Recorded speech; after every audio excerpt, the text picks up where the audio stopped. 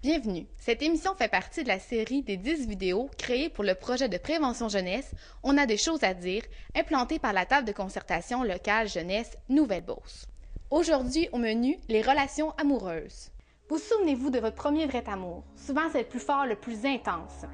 L'adolescence est la période pour s'en poser des questions et puis pour en vivre des expériences. On se pose des questions comme est-ce que je suis seule ou la seule à n'avoir encore jamais fait l'amour? Combien de temps faut-il attendre avant de passer à l'acte? Plusieurs ingrédients, dont le respect, sont nécessaires afin de vivre un amour épanoui. Malheureusement, tous ces ingrédients ne se vendent pas en épicerie. L'amour comporte ses hauts et ses bas. L'émission qui suit se veut en fait un hommage au sentiment de l'amour. Oh, bonjour Ken! Bonjour Barbie! Oh, je t'aime Ken! Moi aussi Barbie! Oh! Oh, je t'aime à la folie! On a fait un bébé Ken! Oh, je t'aime, ah oui! Oh! Viens voir chérie, je pense qu'il bouge! Ah ouais? Hey, mais hein, il a de l'air aussi fort que son père. Il va être en forme, notre petit bébé. Oui, il va être en forme.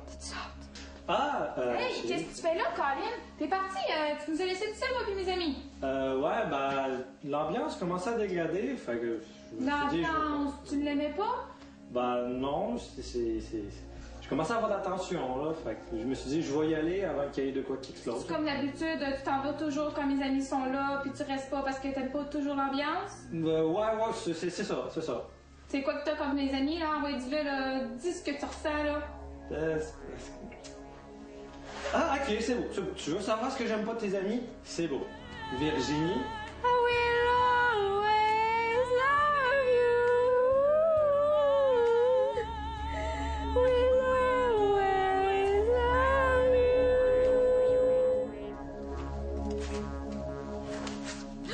J'ai reçu ma lettre de Louis.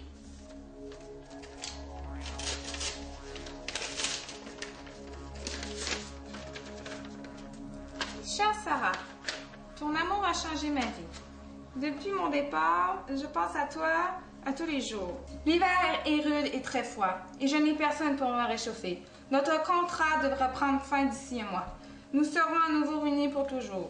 J'espère que tu vas bien et que tu es heureuse. J'aimerais que tu salues ta famille de ma part. Je t'aime, mon bel amour. Ah, oui. Je pensais que c'était l'homme de ma vie. Puis là, il m'a dit que dans le fond, il m'avait pas aimé depuis le début. Puis là... Oh, ma biche. Il va en avoir plein d'autres. Il te méritait pas, anyway, ce gars-là. Mais je pensais que c'était l'homme de ma vie. Ben non, ça a l'air que c'est pas lui. Tu vas en trouver un ben meilleur qui va te mériter puis qui va... Ah, Ça me fait tellement de la peine. Salut, Emily. Salut! Ça va bien? Oui, toi? Oui. J'ai un petit tableau à te faire. Ce soir, je vais au Buck and Pièce avec mes amis. Tonight is the night. Encore? Ouais. Là, Pierrot, c'est parce que je suis tannée, là. C'est de même à tous les semaines. On était supposés regarder un film, là, à soir, collés ensemble, là. Là, tu vas revenir tard, mais ça veut dire que tu voulais pas revenir tard. Tu vas devenir chaud, même si t'avais dit que tu voulais pas revenir chaud. Puis on va encore se chicaner. On va passer la nuit debout. Là, Pierrot, là, je suis tannée, là, j'en ai jusque là, je vais exploser. Marque un point. Mais c'est quoi, tu me ris dans la face en plus, tu me niaises, tu me fais pas confiance quand je te parle? Non, je te fais tout Non, à fait là, gars, je suis confiance. tannée, là. Laisse-moi parler. Je pense que si tu y vas à soir, là, ça marchera plus, là. On va falloir qu'on se laisse. C'est maintenant le temps de connaître l'avis de différents intervenants et résidents de la région de la Nouvelle-Beauce. Qu'ont-ils à dire au sujet de leur premier amour?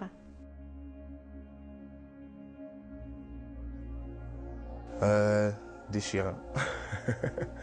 Disons que moi, c'est vrai que l'amour adolescente, on sait tous que c'est pas pour longtemps, mais bon, moi j'avais toujours eu l'idée dans ma tête avec la manière qu'on m'a éduqué que quand tu tombes en amour, c'est grand. C'est les mots que tu utilises en disant à ta copine et c'est pour longtemps. Mais non, il fallait que je me réveille puis que je me dise que j'étais un jeune. Puis les jeunes ont toujours des passes, c'est sûr et certain, donc il n'y a rien de sûr. Et disons que j'ai perdu ma copine après 2 semaines. Mais moi, je l'aimais déjà, ça faisait très longtemps et que je la regardais. Ça fait mal. Bon, ben moi, je vais avoir 17 ans dans 2 mois. J'ai connu mon chum, ça fait 4 mois à l'école avec ses amis. On était comme première rencontre au cinéma, voir Twilight cet été. Puis après ça, comme fin de soirée, on était jouer au Monopoly avec ses parents. C'est sûr que c'est pas traditionnel, c'est pas tout le monde qui ferait ça, mais c'est le fun. Puis Les jeunes sont souvent portés à se presser pour avoir une blonde, pour avoir un chum, pour se trouver bien cool, puis je sais pas, pour avoir quelqu'un, mais je trouve qu'on n'a pas vraiment besoin de se presser, qu'on a encore toute la vie pour ça, puis qu'on devrait attendre que ça arrive comme ça l'est arrivé. En fait, mon premier amour, je l'ai vécu, j'avais 14 ans. Et je suis encore présentement avec lui. Et puis, au départ, j'ai pas commencé à sortir avec lui pour la beauté. Parce qu'en fait, dès que je l'ai vu, j'ai fait non. Mais finalement, il s'est avéré que j'ai appris à le connaître et je suis finalement tombée en amour avec lui. Tout simplement pour dire que la personnalité, c'est un élément primordial dans une relation avec quelqu'un. Je pense que nous, on était plus gênés, on prenait beaucoup notre temps pour se découvrir tranquillement, pas vite. Surtout, il y avait une progression, je dirais, au niveau de la sexualité. Moi, je sentais pas de pression d'être performante ou d'être d'une certaine façon ou d'une autre, là. On y allait naturellement comme on le sentait. On prenait bien notre temps. Mon premier amour, je dirais mon premier grand amour, je l'ai vécu à l'adolescence. Je me rappelle, je l'ai vu, il était avec une autre fille, puis j'ai dit « Ah, il est donc bien beau, ce gars-là. » Puis c'est drôle, on s'est revus après ça l'été d'après, puis on est toujours ensemble, là, puis c'est ça. On a toujours, je sens toujours, c'est ça, la première fois que je l'ai vu, j'ai comme senti une énergie passer, puis je la sens encore aujourd'hui, puis ça fait presque 20 ans qu'on est ensemble. Ben, je l'ai très bien vécu, moi, mon premier amour, parce que mon premier amour, c'était avec mon meilleur ami de l'époque. Et puis d'ailleurs, il s'est aussi très bien terminé, parce que dans le fond, on était d'accord pour se dire qu'on était comme trop amis pour être des amoureux. Mais ça s'est très bien passé. Moi, mon premier amour, ça a été une grande surprise, une révélation. Parce que oui, je suis une femme et la société me demande souvent d'aimer les gars. Souvent, c'est l'image qu'on va avoir. Sauf que mon premier amour, pour moi, ça a été envers une femme en secondaire 4, où est-ce que je me suis rendu compte que j'avais tous les sentiments d'une fille qui était en amour, mais là, c'est comme, ouf, OK, c'est super beau comme sentiment, mais en même temps, pourquoi ça m'arrive envers une femme? Donc, les papillons, j'avais l'impression de devenir rouge comme une tomate, la misère à avaler. Puis là, j'étais là, non, faut pas qu'elle s'en rende compte, sinon, je vais faire quoi? Je vais avoir l'air de quoi? Donc, pour moi, ce premier amour-là m'a permis de découvrir une facette de moi et de comprendre pourquoi je me sentais différente des autres.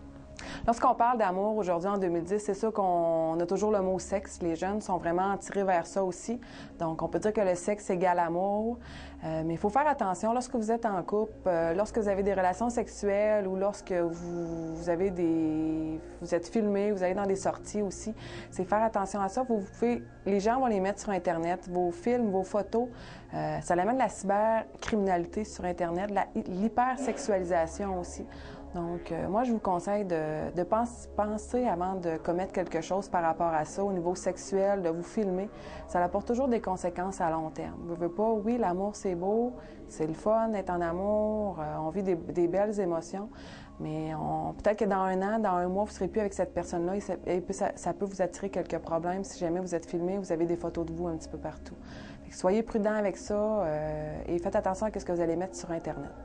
Nous avons invité Kathleen Grelot de la ressource Le Berceau, ainsi que Mélanie Boutin d'Avre-l'Éclaircie, accompagnée de Pierre Tremblay de Lexeco, afin de nous parler des relations amoureuses. À l'adolescence, on vit bien des choses. Entre autres, c'est à ce moment qu'on commence à vivre des relations amoureuses. Qui dit relation amoureuse dit sexualité, et qui dit sexualité dit aussi grossesse. Au Québec, une adolescente sur 12 deviendra enceinte avant d'avoir atteint l'âge de 18 ans. Pourquoi ceci arrive-t-il? Une des causes, parce qu'il y en a plusieurs, c'est que soit qu'aucune méthode contraceptive n'est utilisée, ou soit que celle-ci est inadéquate. Il semble que le manque d'estime et de confiance en soi favorise le consentement à une relation sexuelle non protégée. Il est fréquent qu'une jeune fille craigne le rejet de son partenaire si elle refuse d'avoir des relations sexuelles ou si elle insiste pour utiliser le condom. Que faire? S'affirmer, se respecter soi-même et respecter l'autre, que tu sois une fille ou un garçon. Mais surtout, communiquer. La contraception, c'est l'affaire des deux amoureux. Lorsqu'une grossesse se présente, il y a des ressources pour aider la jeune fille. Tout d'abord, il y a l'infirmière scolaire et le CLSC, où il est possible de rencontrer une intervenante. Ça peut être pour parler de ce qu'elle vit, mais aussi pour la guider vers un choix éclairé concernant la décision de garder l'enfant ou non. Lorsque la jeune fille a décidé de poursuivre sa grossesse, il existe aussi un organisme communautaire pour l'aider. Il se nomme la ressource Le Berceau. C'est un organisme qui vient en aide aux jeunes mères de 25 ans et moins et leurs enfants. La jeune mère peut bénéficier des services dès sa grossesse. La mission de la ressource Le Berceau, c'est de soutenir et outiller la jeune mère en période prénatale et postnatale afin de l'aider à mieux vivre sa nouvelle réalité. Nous offrons plusieurs services, accueil, écoute et soutien, en plus de l'intervention individuelle. 2 intervenantes travaillent au berceau. La jeune mère peut téléphoner ou se présenter au local de l'organisme lorsqu'elle ressent le besoin de jaser. Rencontre de groupe les mercredis après-midi avec halte garderie et transport. Les jeunes mères se réunissent autour d'un thème qu'elles ont choisi au préalable, puisqu'un calendrier est élaboré avec elles 3 fois par année. Pendant les rencontres, des bénévoles prennent soin des enfants et s'amusent avec eux. Pour celles qui n'ont pas d'auto, un service de transport peut leur être offert. Ateliers de créativité et activités sociales. Environ 1 fois par mois, nous faisons de la créativité ou une sortie à peu de frais. Les enfants sont avec les bénévoles pendant ce temps-là, ils prennent soin d'eux et s'amusent avec eux. Ces rencontres-là sont également choisies par les jeunes mères et placées dans le calendrier. L'aide matérielle. On reçoit des dons matériels de la part de la population. Ça peut être des vêtements de maternité, des vêtements de bébé, des couchettes, des chaises hautes, tout ce qui est nécessaire à la venue d'un bébé. Tout ce matériel est prêté ou donné aux mamans qui en ont besoin. Accompagnement transport. Pour celles qui n'ont pas d'auto et qui ont des rendez-vous importants au CLSC et la clinique médicale, on peut aussi organiser un transport. On prête aussi des livres et des DVD sur des sujets qui touchent les mères. Ça peut être la grossesse, l'allaitement, le couple, la sexualité.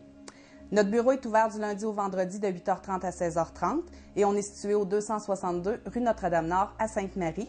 Pour nous rejoindre, c'est le 387-7974.